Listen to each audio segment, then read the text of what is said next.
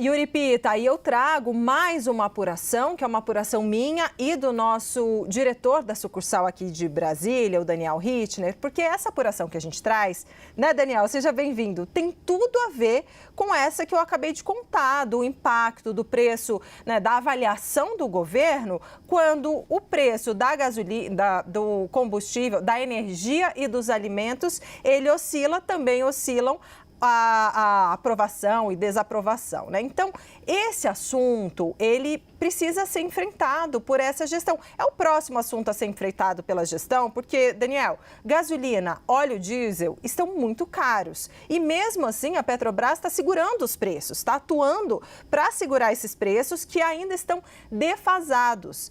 E para o governo não interessa que essa defasagem seja corrigida, seja repassada para o consumidor.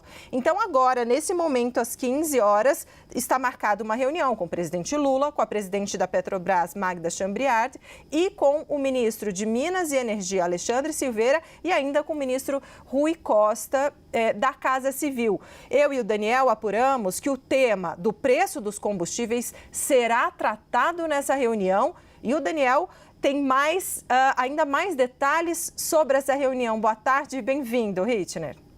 Vamos lá, Débora. Boa tarde para você. Boa tarde para o Yuri, cujas férias não terminavam mais. A gente aqui se perguntando quando ele voltava. Ninguém sabia responder, porque era uma segunda-feira, depois passou para outra e não voltava mais. Mas bom, finalmente de volta, né, Yuri Pita? Sim. Depois a gente esclarece, né? A gente dá uma nota a pé de esclarecimento sobre essa história toda, mas tudo bem, vamos lá. Yuri, é o seguinte, reunião agora no Palácio do Planalto, 3 da tarde, presidente Lula, ministro da Casa Civil Rui Costa, ministro de Minas e Energia Alexandre Silveira e Magda Chambriard, presidente da Petrobras. O tema oficialmente não é reajuste dos preços de combustíveis. Oficialmente, eles vão olhar ali o que está no cronograma de investimentos e entregas da Petrobras em 2025, inclusive para identificar oportunidades ali de comunicação, de inaugurações em que o presidente da República possa participar. E isso é oficialmente o motivo da reunião. Porém, nós sabemos por interlocutores do presidente que o assunto do reajuste dos combustíveis vai ser, sim, objeto desta reunião. E ali, qual que é o pano de fundo? A Petrobras não fez nenhum reajuste do diesel em 2024, acumula-se agora, a defasagem de agora em relação aos preços internacionais é da ordem de 15% no caso do diesel e no caso da gasolina a defasagem em relação aos preços internacionais é em torno de 7,5%, segundo cálculos de hoje do economista Adriano Pires, presidente do Centro Brasileiro de Infraestrutura. Qual que é a tendência de momento no governo? O que os ministros e o presidente devem dizer a Magda Chambriard? Até semana retrasada, quando o dólar estava acima de R$6, resvalou ali em 6,20, 6,30, havia um sentimento de inevitabilidade num reajuste, em mexer nos preços dos combustíveis, porque a Petrobras estava tendo muita perda. Agora, o que aconteceu? Na semana passada caiu um pouco o preço do Brent, hoje já deu uma pequena alta, mas enfim, caiu um pouco, mas principalmente o dólar mudou de patamar. O dólar saiu daquele padrão ali de 6,20, 6,30, foi para 5,90 e me disse um auxiliar direto do presidente hoje de manhã, se acabasse fixando ali entre 5,80 e 5,70, a Petrobras já tem rentabilidade com os preços atuais. Então, o melhor a se fazer é esperar um pouco, segurar os preços da forma como eles estão e em vez de ter que anunciar um aumento que é muito desgastante, lembra que o governo já vem de crise do Pix,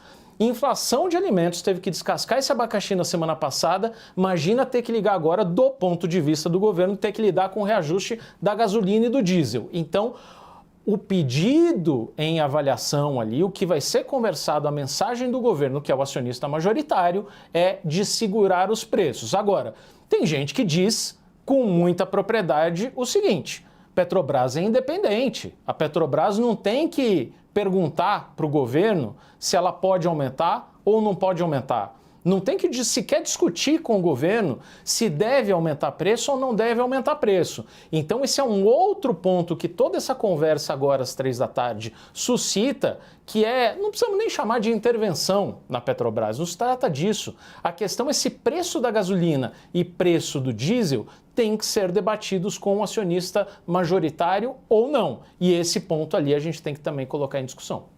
E olha, Yuri Pita, como é que essa apuração que a gente traz em relação à discussão do preço do combustível, ela se conecta com a apuração da abertura do jornal, que o ministro Alexandre Padilha me diz, olha, quando mexe em energia, e aqui a gente pode incluir, né, combustível também, quando mexe em energia e quando mexe em preço de alimentos, isso impacta na avaliação do governo, na aprovação. Existe uma oscilação como um sentido de causa e consequência, essa oscilação de aprovação. Então, como o Daniel trouxe, a questão, eles detectaram a questão do preço dos alimentos, foram para cima, ainda não tem exatamente um plano bem definido, mas o segundo gigante a ser enfrentado é a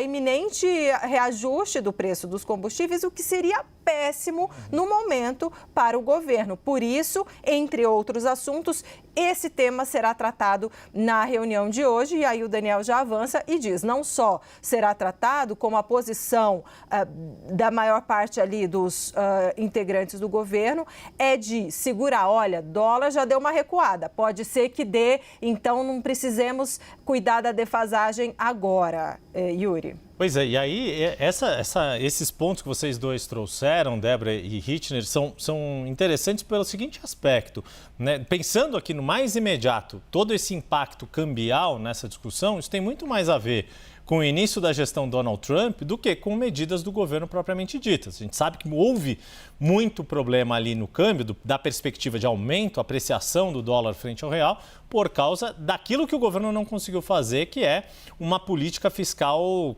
com credibilidade perante o mercado. E pensando também na questão da energia, o impacto também que a gestão Donald Trump pode ter na questão do petróleo, porque também para ele, Donald Trump, é importante que o preço do petróleo no mercado mundial fique contido, não cresça, porque também lá é interessante para ele buscar essa redução de preço. E a gente falando disso segunda-feira, só para fazer uma rápida digressão aqui, eu comecei a ver nesse fim de semana uma série chamada Landman, que fala da extração de petróleo lá no Texas atual, ali, o pessoal do fracking ali, que deu polêmica ali na eleição americana também, e um dos personagens, ele tem um lema ali, é só mais uma segunda-feira. É isso que a gente está vendo no governo, não é só mais uma segunda-feira, aquele dia que todos os problemas aparecem e precisam de alguma forma ser enfrentados. Ai, como é bom estar em férias, né? O Yuri, pelo jeito, zerou a Netflix, né, nessas férias. Zerei 100 anos de solidão, não só a série, a primeira temporada, que aliás é imperdível, mas reli o livro. Lembrei que muita coisa que apareceu na série eu não lembrava, reli ali as mais de 400 páginas de Gabriel Garcia Marques. Meu Deus, como é bom estar em férias, mas olha, agora um ponto, gente, que a gente não pode deixar de mencionar aqui é o seguinte: era uma promessa de Lula na campanha de 2022, como ele dizia, abrasileirar os preços dos combustíveis. Isso era botar um fim no PPI. PPI é política de paridade de preços, em que chegou a ter aqui até reajuste praticamente toda semana para o preço da gasolina e do diesel seguirem os preços internacionais. Muito bem. Primeiro semestre de 2023, o governo acabou com o PPI para o diesel e para a gasolina. A questão é que ninguém sabe qual é o novo parâmetro da Petrobras. A Petrobras não deixa isso claro, e aí você tem cerca de 20% da demanda de gasolina e de diesel que são atendidos por importações. E uma parte, o mercado já, é óbvio que ele é predominantemente da Petrobras, mas você já tem refinarias privadas aqui no Brasil que foram fruto exatamente de desestatizações no governo de Jair Bolsonaro. Então você tem a REAM em Manaus, tem a refinaria de Landulfo Alves ali na Bahia.